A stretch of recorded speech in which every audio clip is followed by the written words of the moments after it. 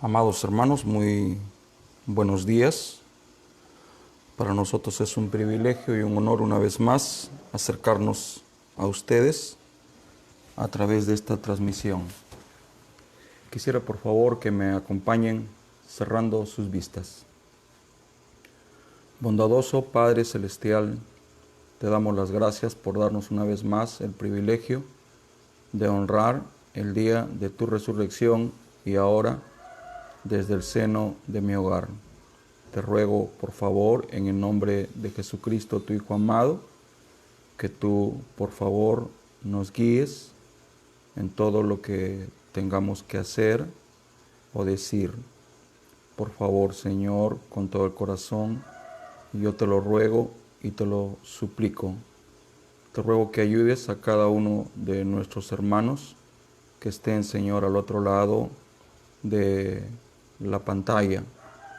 Cada hogar, cada familia, cada hermano, cada hermana que nos pueda estar mirando, que puedan, Señor, beneficiarse de tus bendiciones que se han derramado para nosotros en la forma de tu palabra.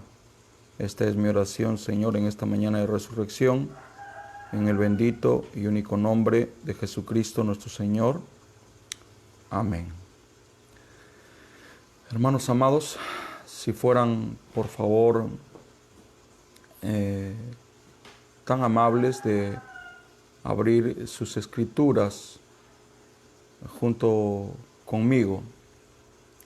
Para nosotros es un privilegio que el Señor Jesucristo nos dé una vez más la oportunidad de poder dirigirnos a ustedes a través de la exposición de su palabra.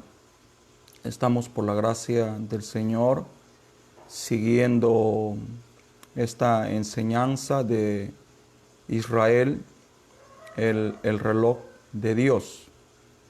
Vamos a irnos, por favor, al libro de Mateo, capítulo 25, versículo 6.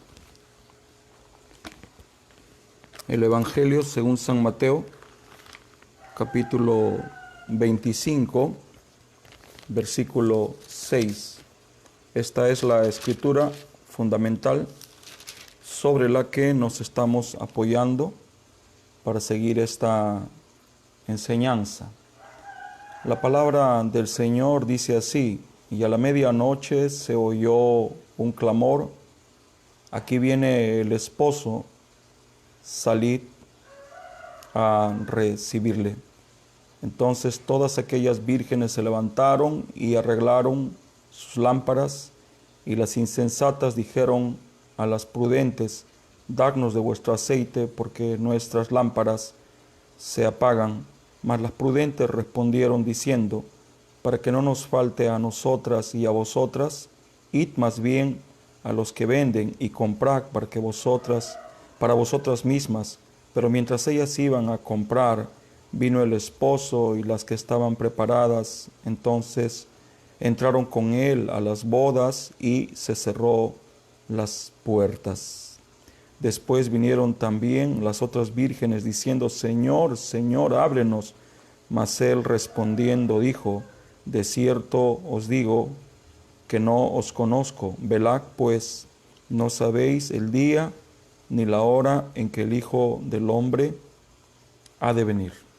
Oremos una vez más. Bondadoso Padre Celestial, te damos las gracias por la inmensidad de tu palabra, por tu amor que se refleja a nosotros a través de tu palabra. La muestra más grande de tu amor es tu palabra, Señor. No hay otra cosa más poderosa, más grande para el hombre que tu propia palabra. Si algo un día nos va a salvar, es solo tu palabra.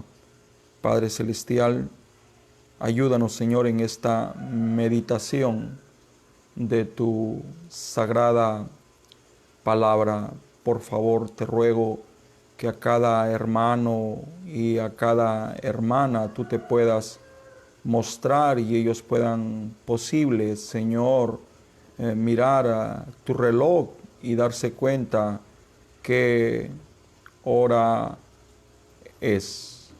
Esta es, Señor, mi oración humilde como un siervo tuyo, Padre, de que tu pueblo pueda darse cuenta qué hora es. Hemos escuchado, Padre, por largos años ya, que es más tarde de lo que pensamos y la mente humana podría pensar, que todo es mentira, que tú no existes. Sin embargo, el otro lado de la moneda es que tú eres un Dios rico en misericordia y que no quieres que nadie se pierda. Señor, aquí estoy una vez más en mi puesto del deber, agradecido por la vida y por tu misericordia. En el nombre de Jesucristo nuestro Señor, así yo te lo pido. Amén. Preciosos hermanos, muy buenos días. Una vez más es un privilegio y un motivo de gozo saludarle a cada uno de ustedes en el bendito y único nombre del Señor Jesucristo. Una vez más, después de 2 días de reposo, estamos aquí para honrar el día de la resurrección. Todos nosotros sabemos que un día como hoy, el sepulcro no pudo detener a Jesucristo nuestro Señor. Todos sabemos que la grande Trinidad del diablo, una mañana gloriosa de resurrección, fue vencida. La muerte, la sepultura y el infierno fueron vencidos un domingo de mañana de hace 2000 años. Esa es la razón por la cual nosotros hacemos un alto a todo lo que tenemos que hacer y nos juntamos para honrar este día, el día de la resurrección. Sé que un día todas las Biblias han de ser cerradas, las alabanzas no serán escuchadas, las oraciones no serán atendidas. Nos estamos acercando a ese momento. Los anuncios que miramos a través de las noticias son simplemente el veraz cumplimiento de la bendita palabra del Señor. Para poder hablar acerca de Israel, el reloj de Dios, buscamos una escritura que respalde este pensamiento y encontramos la del libro de San Mateo: Velag y orad, porque nadie sabe la hora en que el Hijo del Hombre ha de aparecer. Cuando miro esto me pregunto, ¿cómo podríamos nosotros saber la hora si es que no tenemos un reloj? El mundo entero mide el tiempo con un reloj. Nuestros antiguos antepasados usaban la luna, usaban el sol, usaban las pirámides, usaban la arena para medir el horario. Incluso algunos usaban el agua para medir los tiempos. Pero ¿tendrá Dios un reloj? ¿Habrá la posibilidad que nosotros sepamos qué hora es?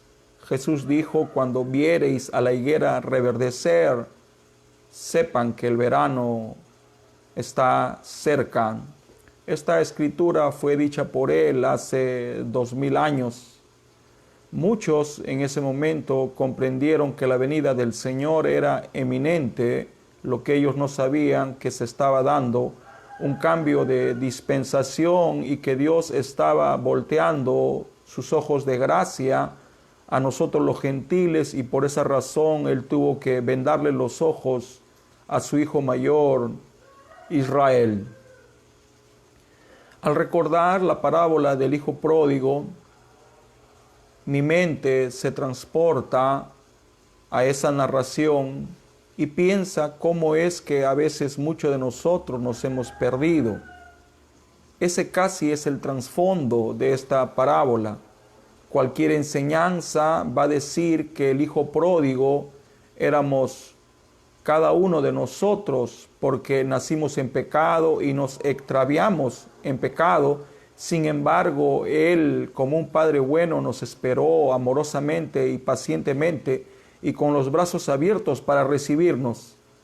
Lo que muy pocos pueden comprender es que la parábola del hijo pródigo está hablando acerca de Israel y está hablando acerca de los gentiles.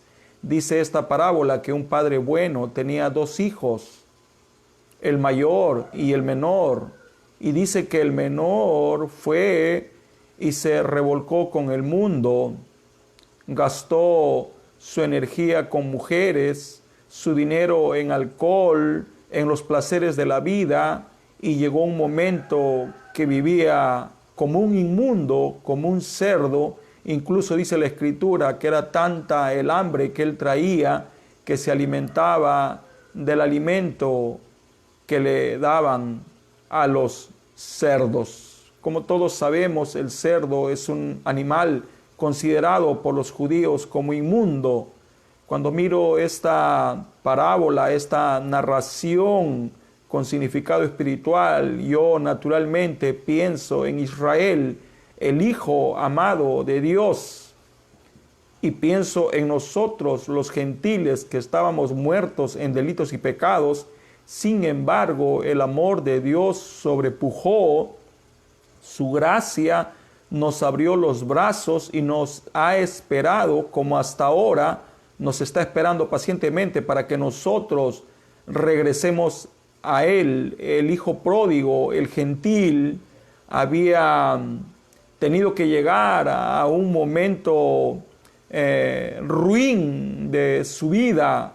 Lo había perdido todo, había perdido hasta su prestigio, su propio nombre, su estatus, había perdido el respeto de todos.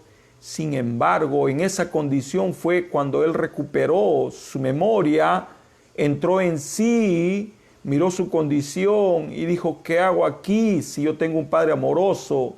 Iré a Él, me postraré a sus pies, le diré: ya no me tomes como un hijo, al menos acéptame como un sirviente.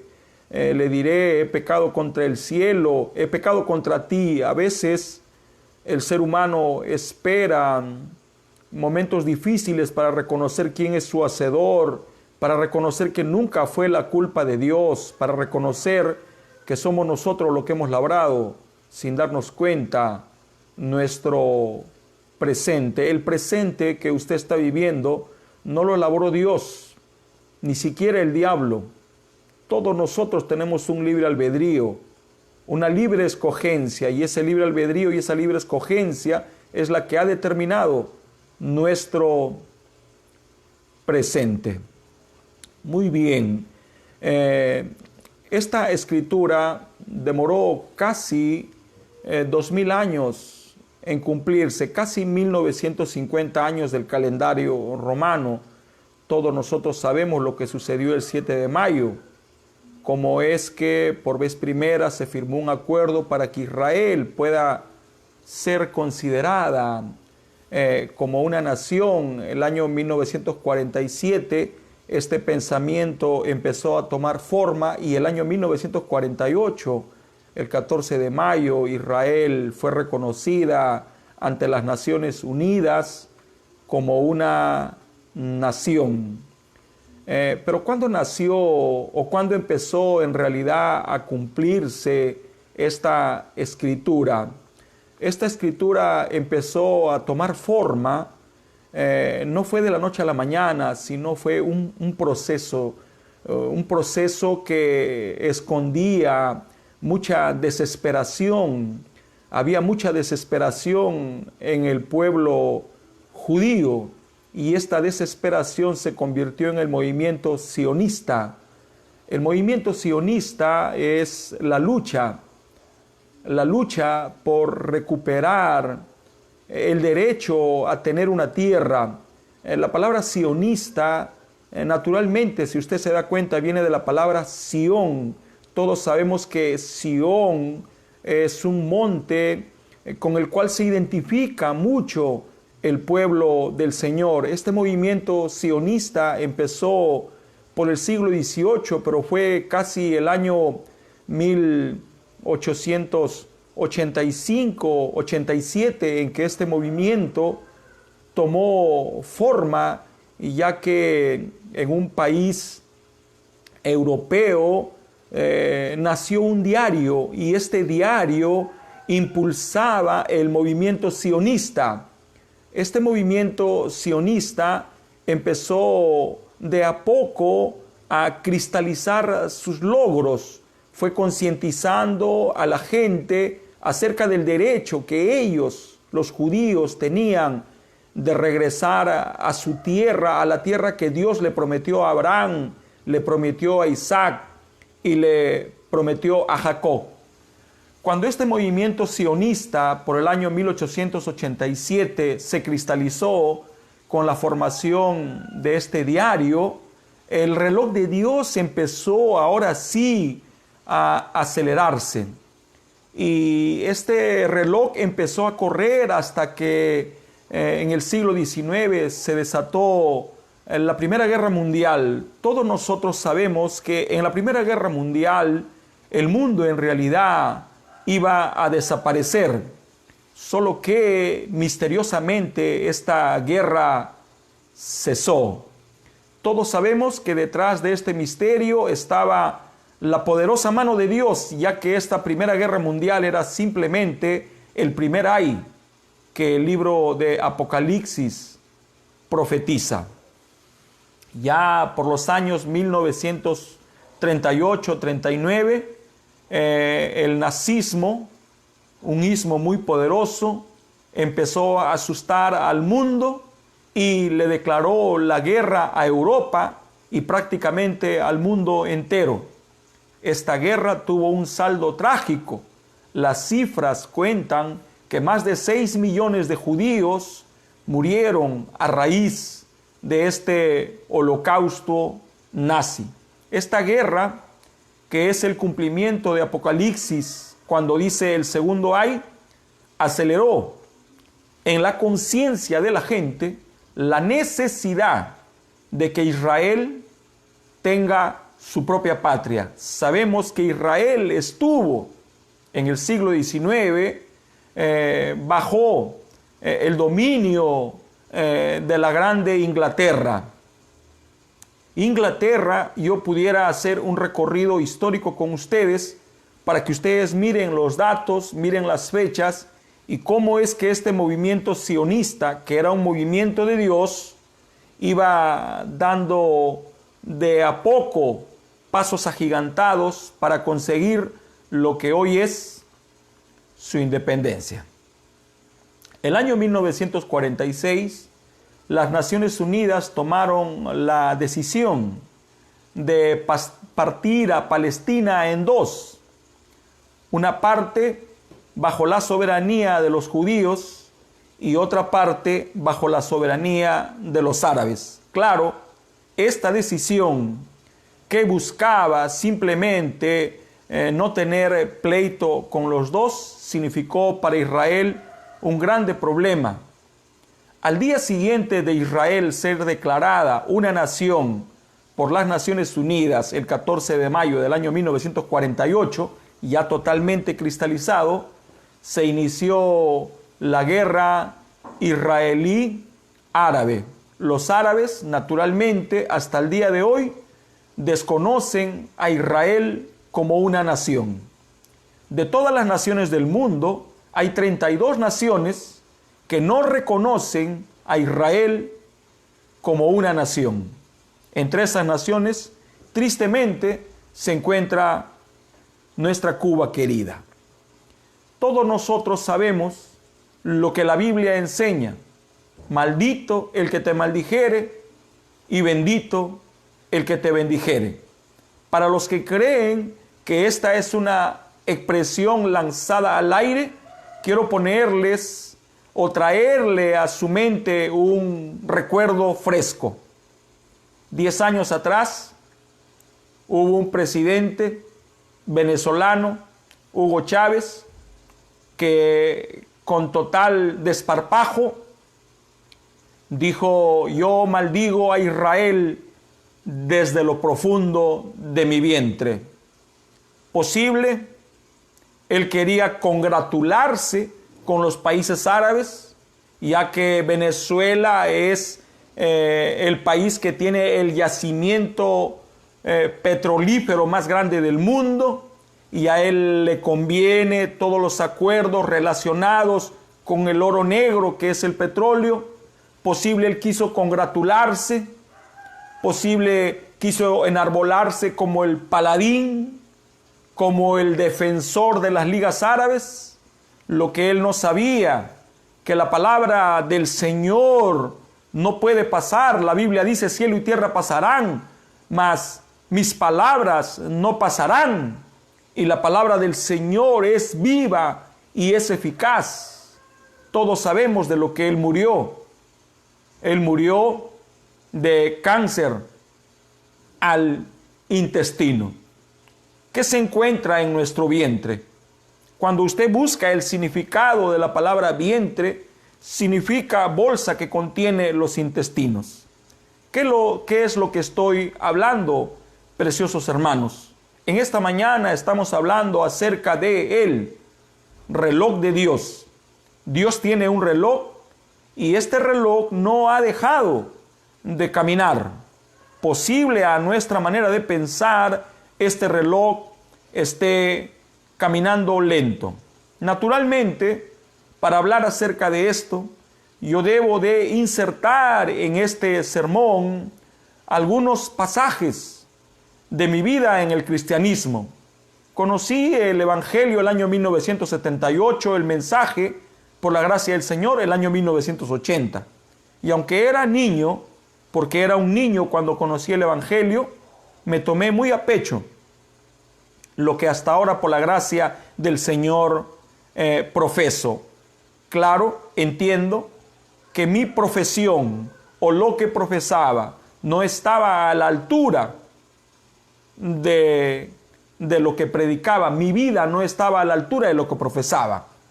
Hoy, a esta parte del camino, me voy casi, por la gracia del Señor, emparejando con lo que hablo o con lo que creo. ¿Qué es lo que estoy diciendo con esto? Que no es difícil o no es fácil una vida cristiana.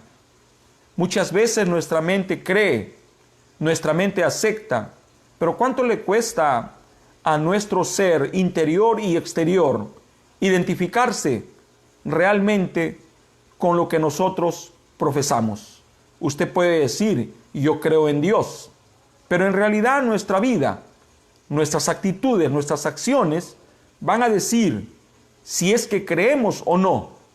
Yo puedo mentirle al mundo entero y puedo mentirles a ustedes mismos. Solo hay dos personas en el mundo a las que no puedo engañar. Es a Dios y es a mi propia persona.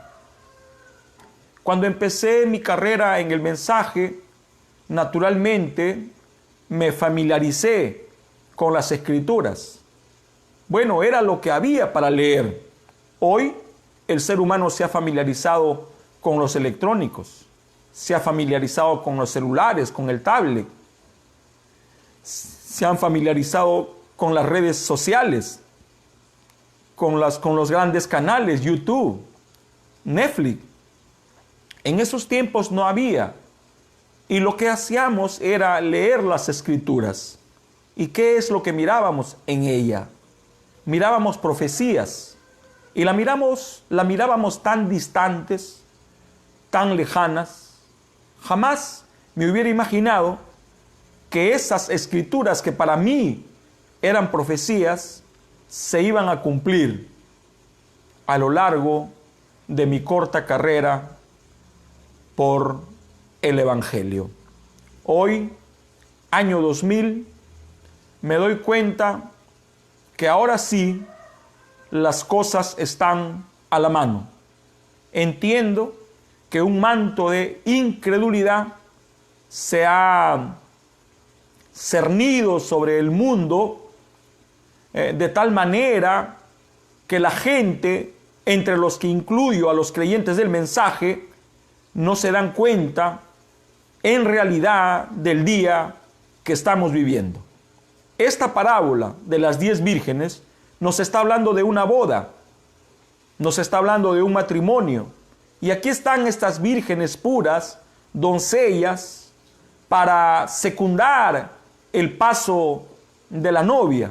Bueno, esta parábola en realidad nos está hablando de la segunda o la eminente venida de Cristo, pero demoraba tanto, entre comillas, porque Dios no demora. Dios no viene ni antes ni viene después. Él viene en el momento exacto. Él viene en el momento exacto. Y sí, va a haber gente que va a estar esperando a Dios. Mas la Escritura nos dice que de estas 10 vírgenes, las 10 durmieron, las 10 cabecearon, las 10 se relajaron y las 10 aflojaron.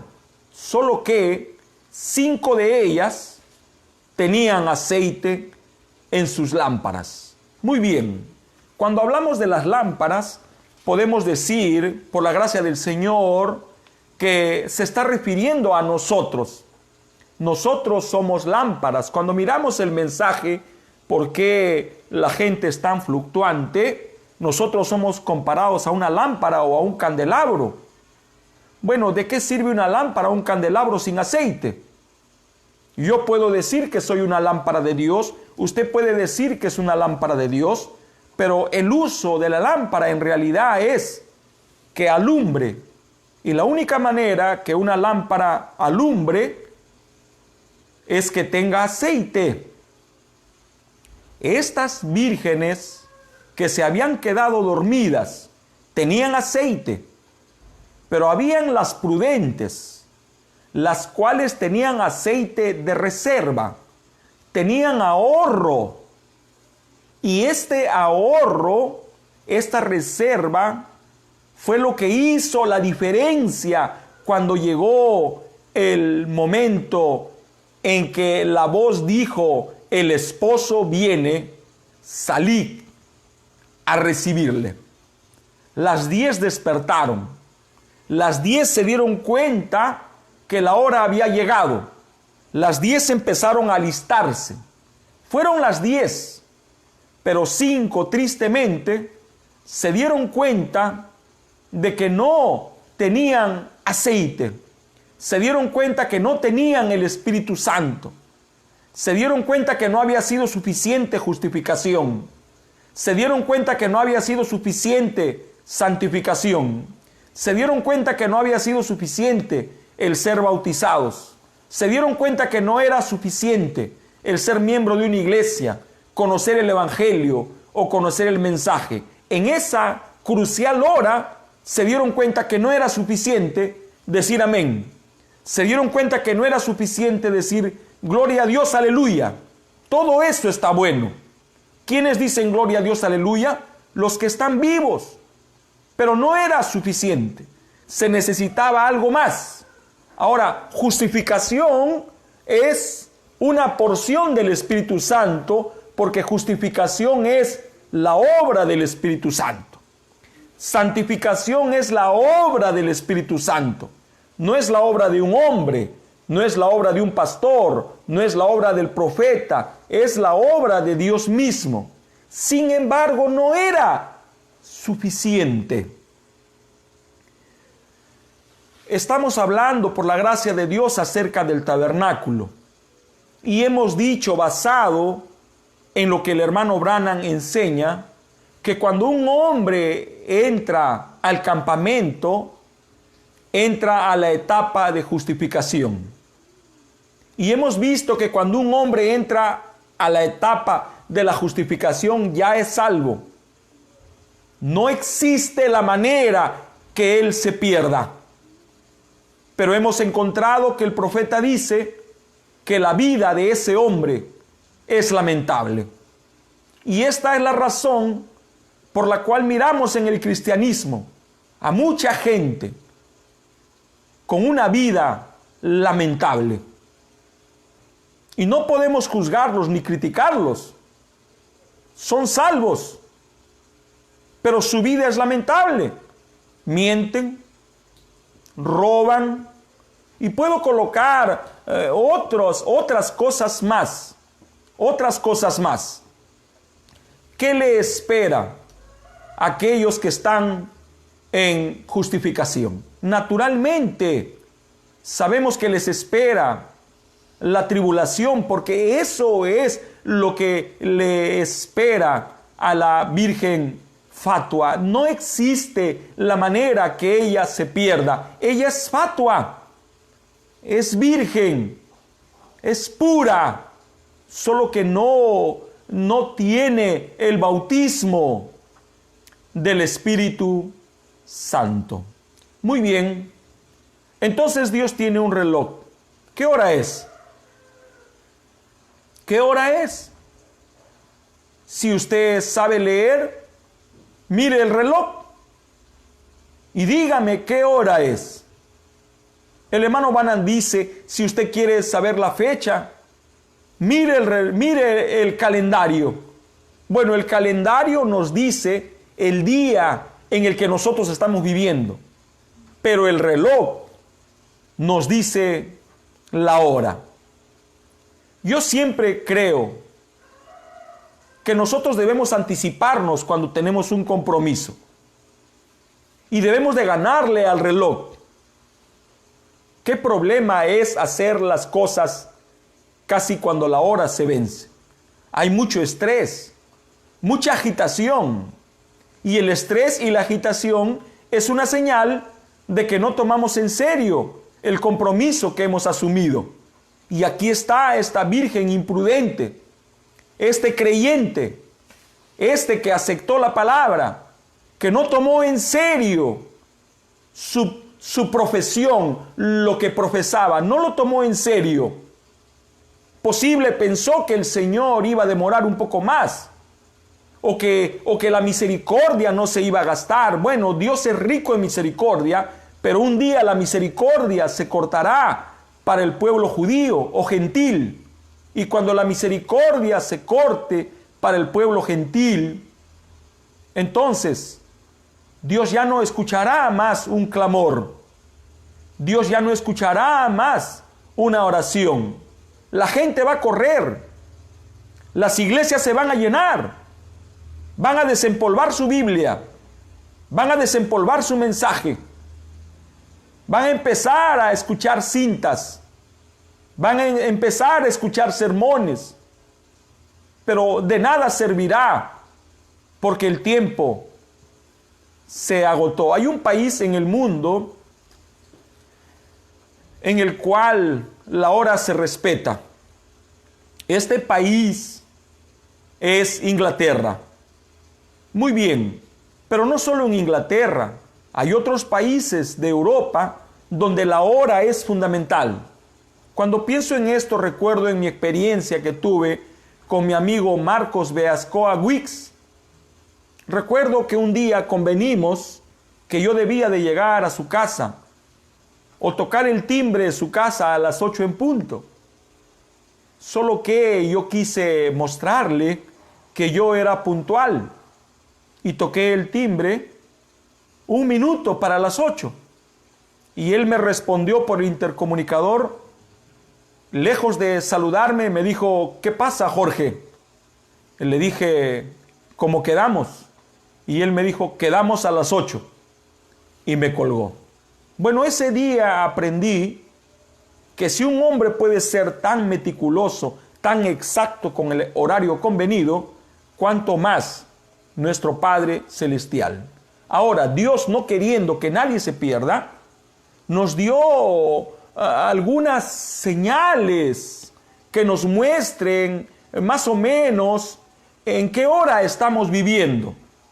Y nos colocó a Israel como ejemplo y la colocó como una higuera.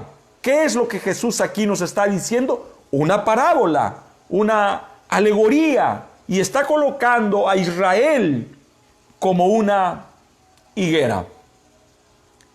Cuando nosotros miramos el libro que escribió Moisés, Deuteronomio, nos vamos a dar cuenta que Moisés sabía ya que durante 2500 años Israel iba a vivir prácticamente en el exilio o bajo otra bandera. Cuando nosotros miramos Deuteronomio, nos damos cuenta que Israel, el Hijo de Dios, iba a ser esparcido por el mundo por su incredulidad, por su rebelión. Ahora, nadie puede amar a Israel más que Dios. ¿Qué padre no ama a sus hijos?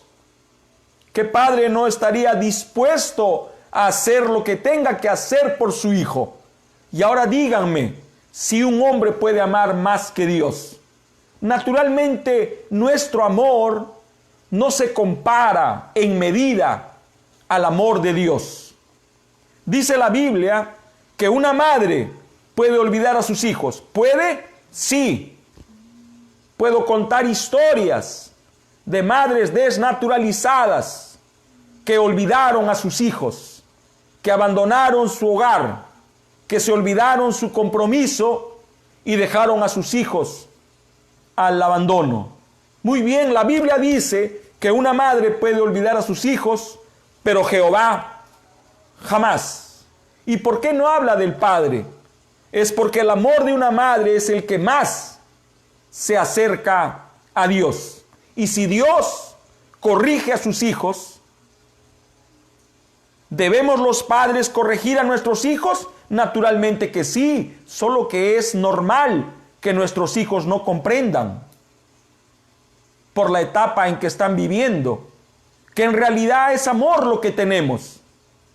No es odio, es simplemente amor. Ahora, Dios vio que su hijo le dio la espalda. Dios vio con previo conocimiento que su hijo se iba a rebelar en contra de él. Entonces Dios mismo escribió a través de Moisés acerca de este exilio de 2500 años que el pueblo de Israel iba a sufrir. El mismo Dios que escribió en el libro de Deuteronomio esto, fue el mismo Dios que anunció que reuniría a Israel de todos los cabos de la tierra. Para que esto se cumpla, tuvo que nacer el movimiento sionista en el siglo XVIII. Cuando este movimiento sionista, o sea, esta lucha por regresar a su patria, esta lucha de los judíos, entonces el reloj de Dios empezó a moverse. Muy bien, la Escritura nos dice que la generación que viera a la higuera reverdecer, esta sería la que vería la venida del Señor, porque así lo dice la Escritura. Pero ¿de qué generación está hablando la palabra del Señor? Bueno, para un judío una generación es de 70 años, según la Biblia. Y si sumamos el año 78 o 48, si sumamos 70 años, naturalmente va a dar el 2018. Por eso el 2018 fue un año muy significativo para el pueblo de Israel, porque significaba una generación. Y esto puso al mundo religioso con los pelos de punta. Porque si hoy viniera el Señor, y me incluyo aquí, ¿quién de nosotros lo está esperando? Si alguien anuncia visitar mi casa, naturalmente lo voy a esperar. Voy a ordenar la casa. Voy a limpiar la casa para que la encuentre ordenada, adecuada para tal evento. Pero en realidad, ¿quién está esperando al Señor? ¿Quién está esperando al Señor? ¿Alguien lo está esperando? ¿Quién de nosotros está esperando? Bueno, hay un pueblo que está esperando al Señor. Y este es el pueblo de Israel. Ellos están clamando de día y de noche por la manifestación del Mesías. Solo que ellos saben mejor que nosotros que antes de que venga el Elías, tiene que venir el Mesías, tiene que venir el Elías. Hubo una ocasión en los días de Jesús que sus discípulos le llevaron a Jesús una pregunta y le dijeron: ¿por qué dicen los escribas que es menester que Elías venga primero? Bueno, esta pregunta me ha despertado otras preguntas, ha ampliado mi mente, mi entendimiento, porque en los días de Jesús los escribas y los fariseos discutían, y la discusión se centraba en que Elías debe de venir primero. Bueno, ¿por qué nació esta discusión? Si estuviéramos en un servicio presencial, naturalmente yo les haría la pregunta respectiva y les diría: ¿por qué? ¿Por qué los escribas y los fariseos empezaron a decir que Elías tiene que venir primero? La respuesta es obvia, porque habían discípulos que anunciaban a Jesús como el Mesías prometido. Entonces esta voz, este pensamiento empezó a correr por los pueblos aledaños, por Jerusalén, por las ciudades circundantes, y llegó a los oídos de los escribas y los fariseos. Y ellos escucharon que el Mesías ya estaba en medio nuestro. Y dijeron: no, es imposible. Si analizamos la palabra del Señor, Elías tiene que venir primero. Solo que Elías ya había venido y también se les había pasado por alto, porque no vino Elías de acuerdo a su interpretación, de acuerdo a su tradición, de acuerdo a su denominación. Y por supuesto, el Mesías tampoco vino así. Entonces el judío sabe que antes de que venga el Mesías, tiene que venir Elías. Y el Elías que vino hace 2000 años, antecediendo la venida de Jesús, fue Juan el Bautista. Por eso es que Jesús contestó esta interrogante y dijo: a la verdad, Elías ya vino. Y no le conocieron.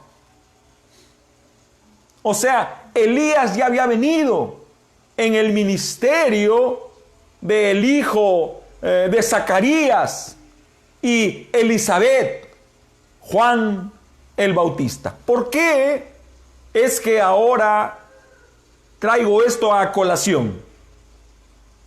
Porque es exactamente lo mismo que va a suceder en nuestros días. El Mesías va a ir a Israel, pero antes de que el Mesías vaya, Elías tiene que venir. Ahora sí, el pueblo de Israel, ese pueblo sionista, luchador, está esperando. Si yo tuviera la economía para viajar a Israel, si yo pudiera llevar a mi esposa y a mis hijos a Israel y ver con mis propios ojos a ese pueblo de Dios doblado, llorando, gimiendo en el muro de los lamentos, el muro que separa lo que era el templo con la mezquita de Omar, pudiéramos mirar cómo ellos están viviendo con expectativa, cómo es que están sufriendo. Por eso es que se le conoce como el muro de los lamentos. ¿Sabe usted lo que significa lamento? Grito lastimero. Ellos lloran, gritan. Su grito es lastimero, trae dolor, trae desencanto, y están clamando. ¿Y cuál cree usted que es su oración? mándanos al Mesías, mándanos al Mesías, mándanos al Mesías, mándanos al Mesías. ¿Será que Dios no está escuchando a su hijo mayor? ¿Será que Dios no está escuchando a su primogénito? No, Dios los escucha, solo que tiene que cumplirse la dispensación gentil. ¿Cuándo empezó la dispensación gentil? Principio y fin de la dispensación gentil comenzó con Nabucodonosor 700 años antes de Cristo. ¿Y cuándo va a terminar? Estamos a puertas de que se termine. Estaba mirando hoy en la mañana una propuesta de paz entregada por la Liga Árabe a Israel. Claro, esta propuesta de paz, porque no tienen paz. Ellos viven en constante amenaza de guerra. Israel es una de las naciones militarmente hablando más poderosas del mundo.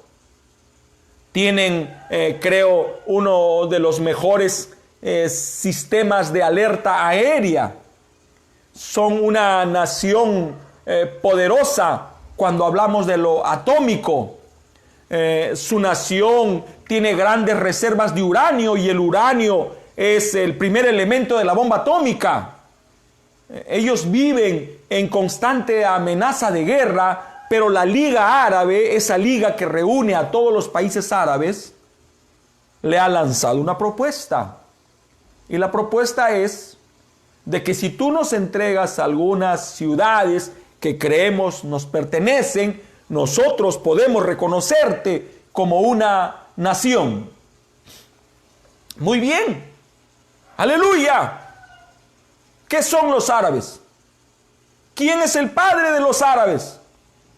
Para saber esto, naturalmente tenemos que irnos a Abraham. Porque aún de ellos Abraham es su padre. Bueno, Abraham tuvo dos hijos. Tuvo a Ismael y tuvo a Isaac. Tuvo el hijo de la promesa y tuvo el hijo de la duda. El hijo con la esclava y el hijo con la libre. Si nosotros pudiéramos analizar un poco a Ismael, nos diéramos cuenta en realidad que los árabes y los judíos están de alguna manera emparentados.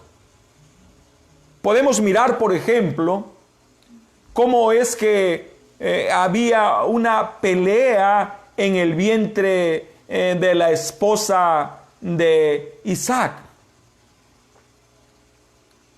Rebeca. Y cómo es que dos criaturas se estaban formando en su interior. Y estas dos criaturas estaban librando una tenaz lucha. Y era tan tenaz la lucha que ella se afligió en su corazón. ¿Y qué dijo Dios? Tranquila. Dos pueblos están peleando en tu interior. Ahora, al pensar esto, al pensar en la propuesta lanzada por la Liga Árabe, que reúne casi a 27 naciones, si no estoy equivocado, esta propuesta de paz tiene como fin que ellos reconozcan por vez primera a Israel como una nación. Al no reconocer a Israel como una nación, ellos los miran como invasores. Esa es la razón de las guerras. Todo el mundo, de alguna manera, tiene sus ojos puestos en el Medio Oriente. Cuando nosotros miramos los grandes enfrentamientos, cuando miramos la caída del dólar, cuando miramos la depreciación del precio del petróleo, todo tiene que ver con las guerras que se libran en el Medio Oriente. ¿Cuántos de nosotros no hemos crecido con esas noticias? Desde que tengo uso de razón he escuchado esas noticias, claro está, sin mirar su connotación en las Escrituras. Entonces pienso en lo que dice la Biblia. ¿Saben ustedes lo que dice la Biblia? Cuando se diga paz, entonces no la habrá. ¿Acaso todos los países del mundo no vivimos en paz? Solo hay 32 naciones en el mundo que no viven en paz con Israel, porque no la reconocen como una nación, sino como invasores. Y para que esta paz se firme, porque a eso es lo que la lucha diplomática está apuntando, para que esta paz se firme, tiene que haber concesiones de parte de Israel y de parte de la Liga Árabe. Y cuando esta paz se firme, entonces habrá llegado el cumplimiento de lo que Jesús dijo. Hermanos y hermanas, naturalmente sé que me estoy dirigiendo en su mayoría al pueblo del Señor que de alguna forma ha abrazado este mensaje, que de alguna forma se ha relacionado con el nombre de William Marion Branham, se ha relacionado con Apocalipsis 10:7, Malaquías 4:5, Lucas 17:30, Mateo 17:11, Malaquías 3:1, Hechos 3:20. A ellos me dirijo. ¿Qué hora es? Ahora, si hay alguien quien sabe qué hora es el diablo. Él sabe qué hora es. Él tiene más conciencia que muchos de los creyentes acerca de la hora que estamos viviendo. Él sabe acerca de Israel y sus conflictos. Y él sabe que cada movimiento de esas manijas del reloj significan que su fin se está aproximando. El diablo sabe que su fin se está aproximando. Sabe que le espera a él y a sus ángeles el lago de fuego y la muerte segunda. Él sabe eso, pero no quiere irse solo. ¿Y qué es lo que ha hecho? Lanzar una red. ¿Para qué es la red? Para atrapar. Por eso es que se llama redes sociales. Nosotros no nos damos cuenta mucho en el significado de las palabras redes sociales. Díganme, ¿para qué es una red? Si no es para atrapar. Bueno, el pescador usa la red para atrapar peces. En el África usan redes para atrapar bestias. Se usan redes para atrapar aves. Pero ahora hay otra clase de redes que han atrapado prácticamente al mundo entero. Son las redes sociales. Y él va a llevarse con su cola a muchos. Y a los que no pueda llevarlos, naturalmente los va a arrastrar. La Escritura así lo dice. Los va a arrastrar a la grande tribulación. Todo lo que la grande tribulación necesita ya está preparado. Ya está preparado. Todo el escenario está listo. Hemos visto cómo algunos eventos han ido sucediendo uno detrás de otro. Y podemos identificar estos movimientos con las profecías y con las escrituras. Hemos visto cómo Dios le dio al hermano Branham 7 sueños, 7 visiones, y cómo es que cada una se ha ido cumpliendo detrás de la otra a la perfección. Vimos la Primera Guerra Mundial, vimos el levantamiento de Mussolini, vimos el levantamiento de Adolfo Hitler, vimos la Segunda Guerra Mundial, Vimos el levantamiento de la mujer en el mundo entero. Vimos la degradación, el pecado. Somos testigos que el carro sin piloto ya está listo y en algunos países ya circula. Sé que en los Estados Unidos hay carros, taxis sin piloto. Usted puede abordarlos. Lo único que hace es colocar a dónde quiere ir y el carro va solo. Todo está ya diseñado. ¿Qué falta? El levantamiento de una mujer en los Estados Unidos. Este levantamiento puede ser de una iglesia o puede ser de una mujer siendo presidente. ¿Qué más falta? La grande explosión. Israel ya está en su tierra. El mundo entero la reconoce. Solo hay 32 naciones que no la han reconocido. Entre esas 32 naciones se encuentra la Cuba de los Castro. ¿Qué es lo que estamos tratando de decirles ahora?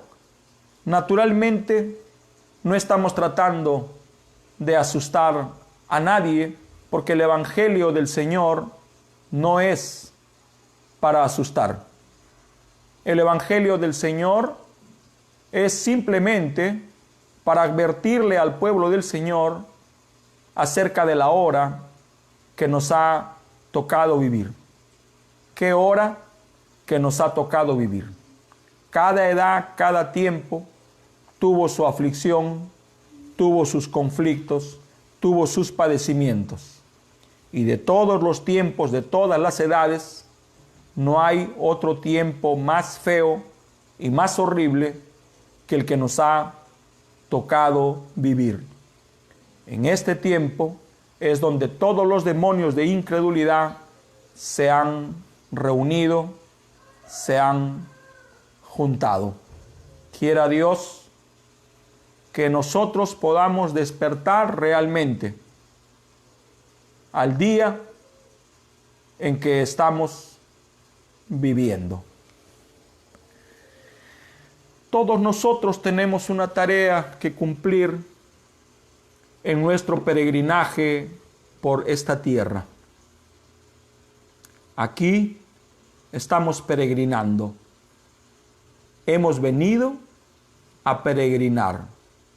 Y en este peregrinaje todos tenemos una tarea. Usted tiene una tarea, yo tengo una tarea. Naturalmente, yo no le voy a decir a usted cuál es su tarea. Esa respuesta la tiene que encontrar usted mismo. Desde niño tuve conciencia que yo debía de encontrar la razón de mi existir. Sería horrible pensar que Dios me envió a la tierra por la nada. Eso hablaría de un Dios que no piensa, de un Dios que no planifica. Y aunque de niño me lamentaba el no haber nacido en los días de los patriarcas, en los días del grande Moisés, en los días del grande Noé, en los días del grande Elías, del grande Eliseo, o en los días del gran rey David o el gran rey Salomón, hoy ya no me lamento. Sé que Dios me colocó en el momento preciso y en el mejor tiempo. Este es el día que tanto se anheló. Este es el día en que los grandes hombres de Dios quisieron ser manifestados. Claro, a ellos no les fue permitido. Abraham quiso vivir nuestro día, pero no le fue permitido. Por eso dijo Jesús, Abraham quiso vivir mi día. Abraham quiso ver mi día. Pero no, A Abraham solo se le permitió ver a Jesús en un tipo, en una sombra. Él lo vio en su Hijo. Abraham quiso vivir en los días de Jesús, pero no se le concedió. Por una extraña razón que todavía posible no entendemos, el Señor nos permite y nos ha permitido vivir en este día. ¿Qué día que estamos viviendo? ¿Qué día es? Es el día de la manifestación de los hijos del Señor, pero también es el día de la manifestación de los hijos del diablo. Entonces, Israel ya está en su patria, el idioma hebreo resucitó, el idioma arameo que no se hablaba y ya se usa. Están usando en Israel la misma moneda que se usaba en los días de Jesús para su comercio interno. Los desiertos en Israel han florecido. La Biblia dice que Israel sería una nación en un día y ya se cumplió.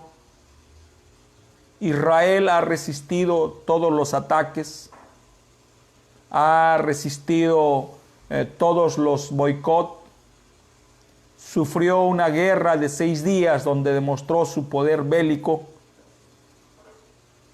Todo está en el escenario listo para funcionar.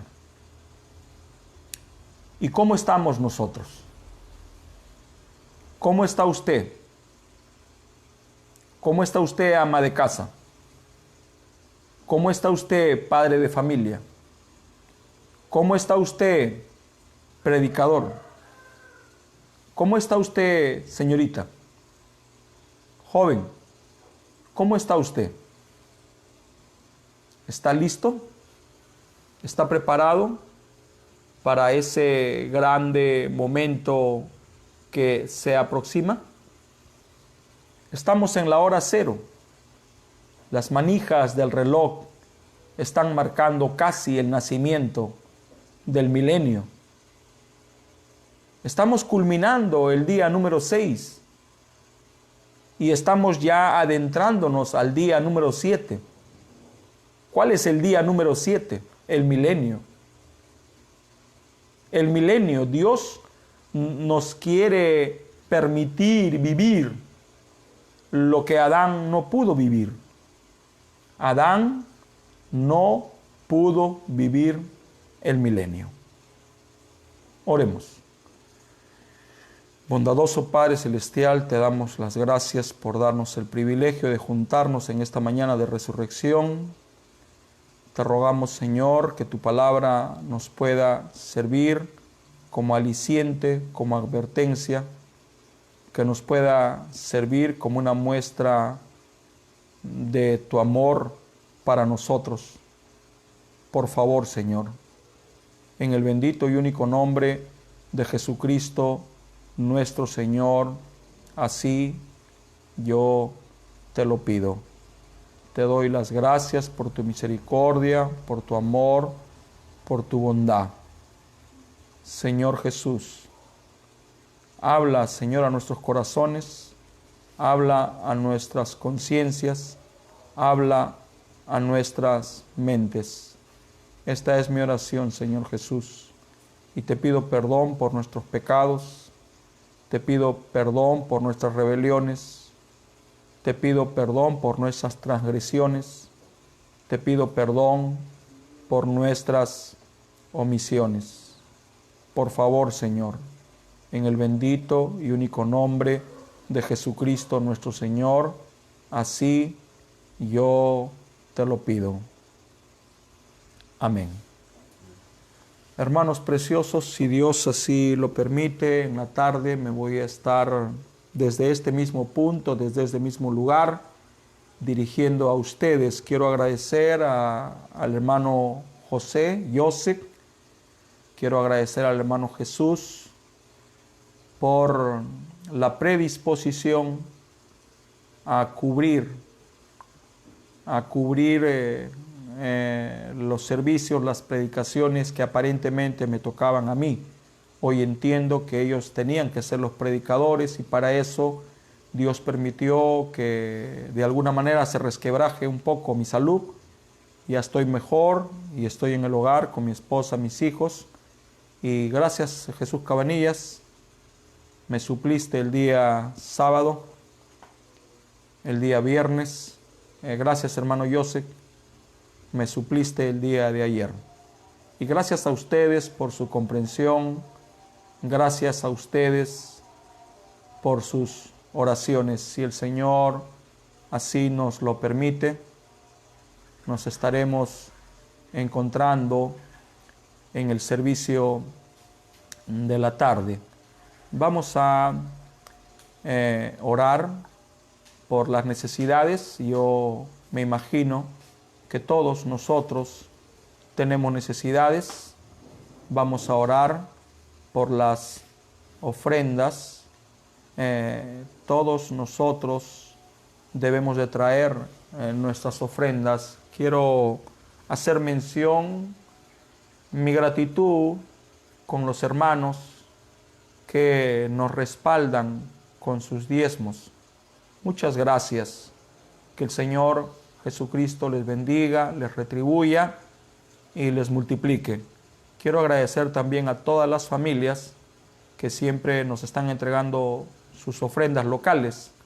Esas ofrendas locales que ustedes entregan están guardadas, está totalmente contabilizado, fechas, días, montos.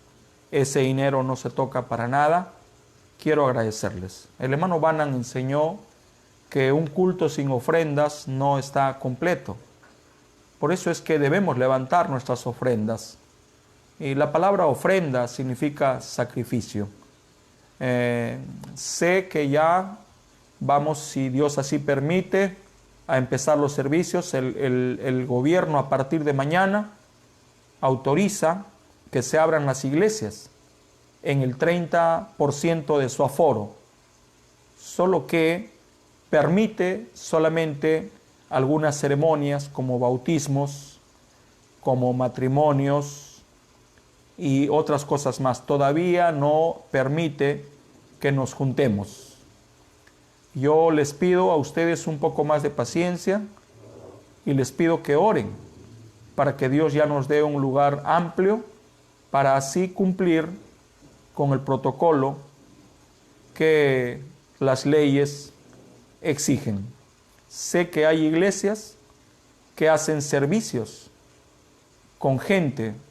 Bueno, cada líder actúa de acuerdo a la dirección que Dios le da. Solo que Dios jamás nos va a dirigir a irnos en contra de las leyes. No vamos a caer en ese despropósito de decir no a lo que el César está hablando. Esta no es una persecución religiosa. No, la persecución religiosa se va a dar. Y cuando se dé, muchos van a anhelar los servicios. Van a anhelar el servicio de oración, los sermones, van a anhelar el Zoom, el Facebook, pero ya no se va a poder. Hoy tenemos que aprovechar.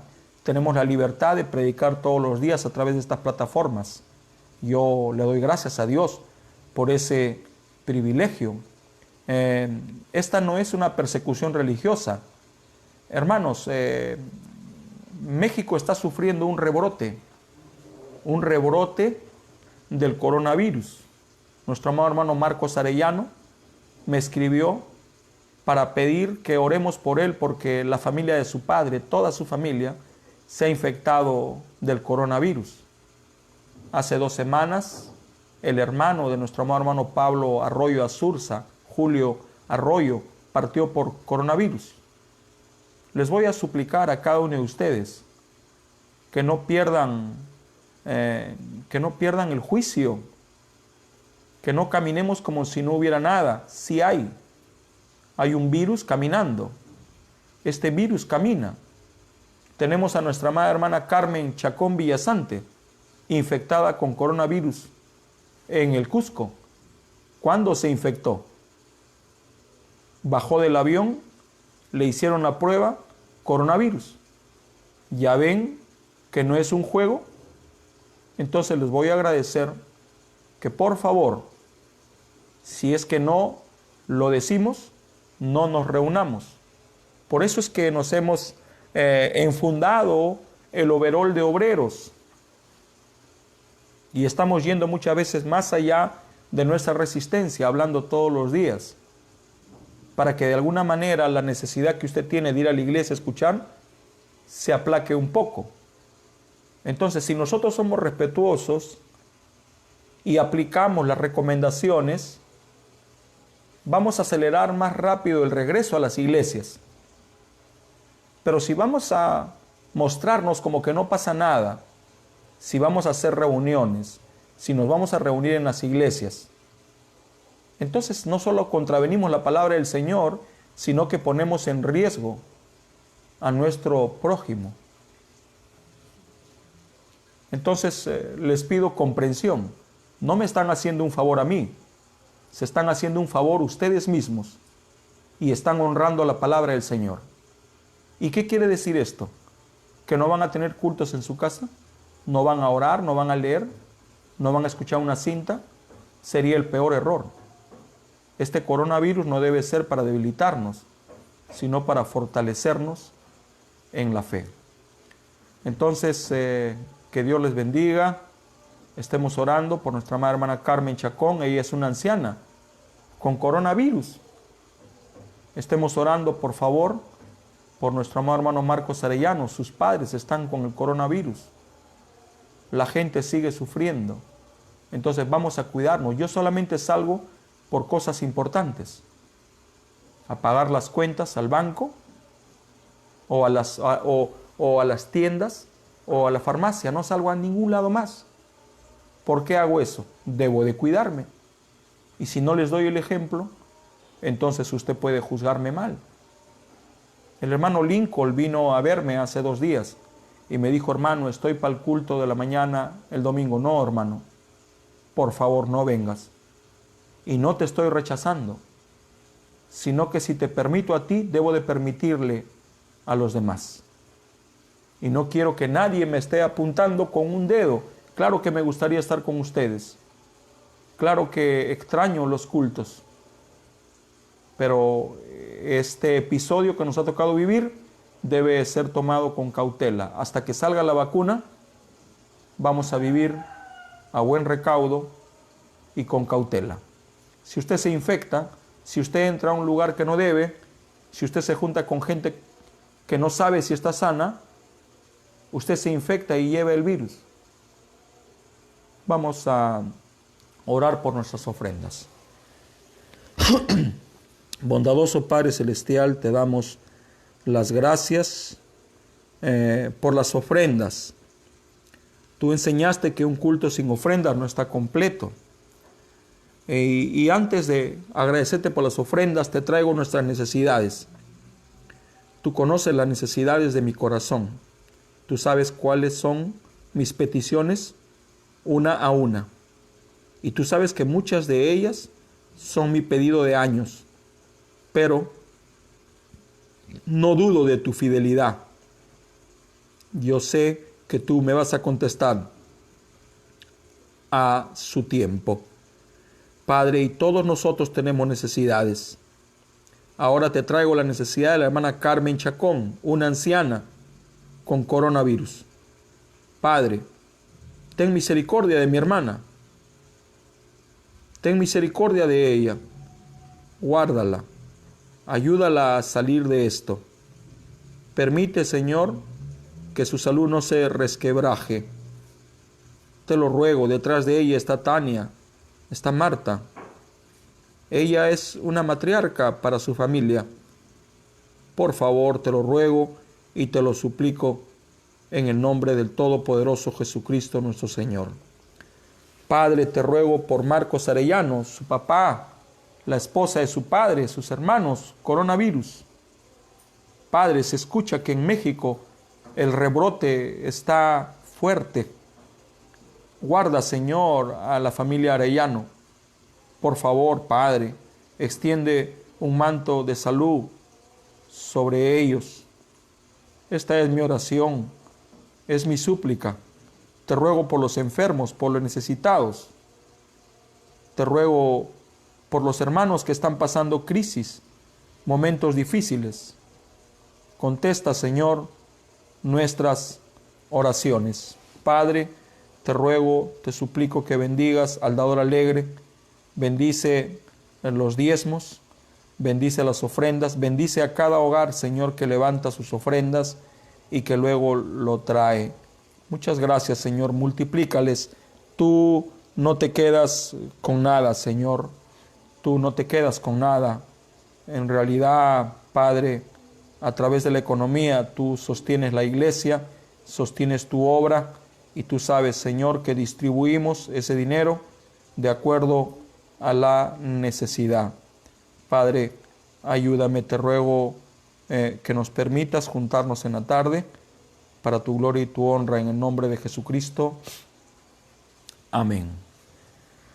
Hermanos, vamos a cantar una alabanza. Hay una alabanza que me gusta mucho y es una composición de nuestro hermano Bernabé el Tercero. Realmente nosotros alabamos los dones que Dios ha puesto en su iglesia, y estos dones son regalos preciosos, son alabanzas, son oraciones con música, y nosotros debemos estar contentos porque el Señor Jesús así nos permite. ¿A quién iré? ¿En qué nota es? ¿En qué nota es? Sol, do, re, mi, fa, sol. Ya. ¿A quién iré? Si tú eres palabras de vida, ¿a dónde correr? No hay dónde correr. ¿A quién iré? Si tú eres palabras de vida, ¿a dónde correr? No hay dónde correr. He corrido a mi entendimiento. He confiado en la voz de mi corazón, pero me ha fallado. Me ha fallado. Entonces corro a la roca eterna. Me paro firme en la pura palabra de Dios, que no ha fallado. No ha fallado. Palabras para restaurar luz en la oscuridad. No hay otra ciudad de refugio para mí. Palabras para restaurar luz en la oscuridad. No hay otra ciudad de refugio para mí. ¿A quién iré? Una más para orar y despedir este servicio. Jehová Jireh. Jehová Jireh, mi proveedor. es más que suficiente para mí. Jehová Rafa, mi sanador, por sus llagas Él me dio la libertad. Jehová Shammah, Dios es conmigo, y Él suple todas mis necesidades. Él es más que suficiente. Él es más que suficiente. Él es más que suficiente para mí. Oremos. Bondadoso Padre Celestial, te damos las gracias por tu misericordia, por tu amor, por tu bondad, por darnos la oportunidad todavía de juntarnos en esta mañana de resurrección, por dirigirnos a tu pueblo, por la predisposición que colocas en el corazón de ellos para escuchar tu palabra. Señor, ayúdanos para el servicio de la mañana, restaura completamente mi salud. Por favor, en tus manos preciosas me encomiendo. Ayúdame y ayúdanos en el bendito y único nombre de Jesucristo nuestro Señor, así yo te lo pido. Hermanos preciosos, quiero recordarles las recomendaciones que venimos dando ya por algunos meses. Distancia social. Por favor, lávense las manos con jabón un mínimo de 20 segundos. Número 1, tapaboca. Por favor, se los ruego. Y si estornudan, así estén con tapaboca, colóquense o protéjanse con el antebrazo. Si Dios así nos permite, estaremos viéndonos en el servicio de la tarde. Shalom.